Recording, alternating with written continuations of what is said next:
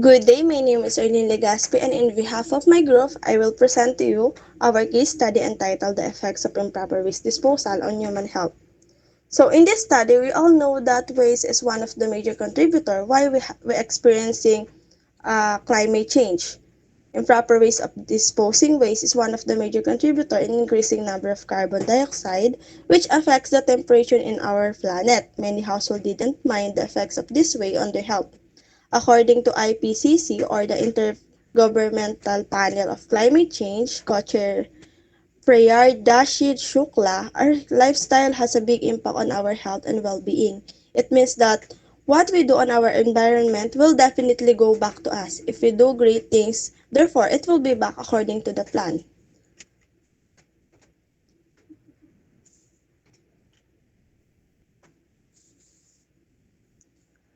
So, since we investigate the effects of improper waste disposal on human health, the key outcomes of this study are the factors that impact their health, which are the number one, how well does the people in your household understand the effects of improper waste disposal in the human health? Number two, what factors influence them to continue disposing waste in a wrong way? Number three, what are the risks of improper waste disposal in the household? And number four, what intervention and policies shall be developed to keep the environment clean and healthy? So, since we, the researchers, seek for an answer in this specific question, number one, the answer of the number one is the researchers believe that lack of knowledge about the effects of improper waste disposal in the human health is one of the major reasons why people continue to exercise this kind of way.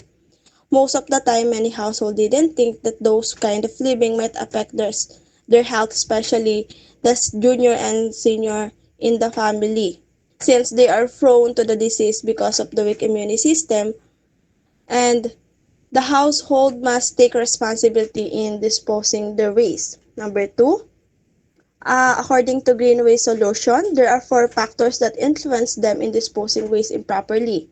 Those factors are lack of public awareness, refusal to learn about compliance, insufficient investment in waste management, and lack of proper machinery.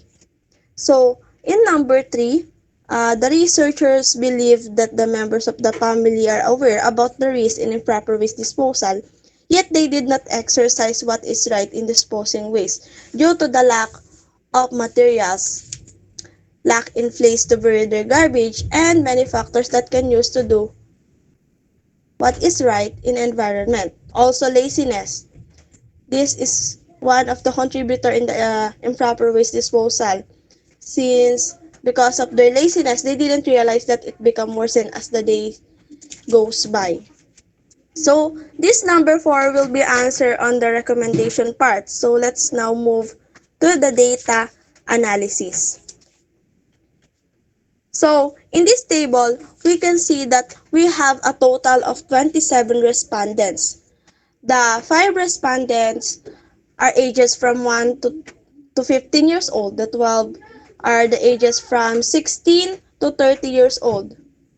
The 6 respondents are ages from 31 to 45 years old, while the remaining 4 respondents are ages from 46 and above. This shows that the 5 are ages from the findings indicate that the frequency of ages from 16 to 30 years old are higher respondents in the area of a study. As we can see here, we can see the negative effects, weighted mean, and percentage. This table shows that the ages ranges from 16 to 30 years old have the most knowledgeable regarding to the effects of improper waste disposal on human health. However, the ranges from 1 to 15 years old are the one usually do the wrong thing and exercise it because they are still young to know the risk of consequences of what they are doing. So, in this third column or table, which shows the factors influencing behavior. So, as you can see, lack of public awareness. Most of us or ourselves is the highest rate or frequency in lack of public awareness. So, neighbors are the much higher in refusal to learn about compliance.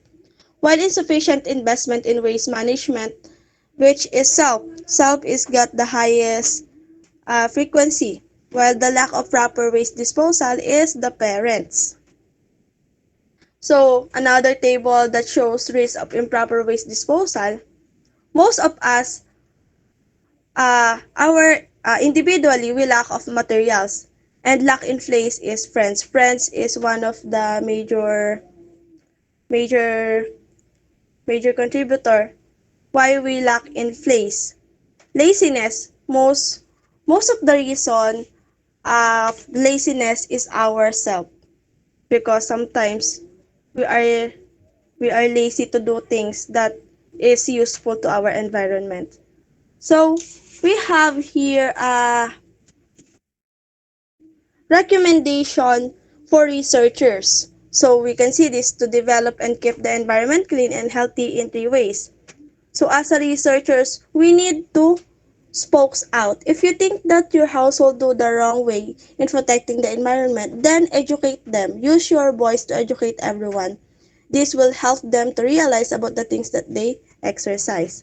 Number two, to take action. We need to take action so that we can help our environment and we can help our earth to breathe. Number three is to improve what you are started. Don't stop seeking strategies that can improve your surroundings. Your small step matter because it can contribute a lot to the community and also to our society. And recommendation for household to develop and keep the environment clean and healthy by seeking knowledge or information to the officials, internet, or anything that they can see potentials towards the issue. So knowing what is good and bad to the environment will help them to cooperate and follow instruction very well. And the last is recommendation for government. So since we all know that government is one of the way in order to help the community, at least 2 to 3 times a week visit to every barangay will be a big help to the people and the community in order to aid the needs of the respondents, especially in waste. So waste is one of the major contributor why we're experiencing climate change. Many people, plants, animals, and other organisms will be affected in disposing waste improperly. Overall, this study shows how age and lack of knowledge of individual can be a big problem in making our surrounding clean and healthier. Furthermore, many factors can also contribute to worsen the situation that we face in today's generation. Self, parent, friends, and neighbors might have a big impact on why we still continue to do things that aren't good on our earth. Problems are not stable. If we can be a team to make our world prettier and neater, then we can start even in small steps. Small steps matter. If we exercise it, then we can save Earth as soon as possible. And today, I will present to you our experience while conducting this case study.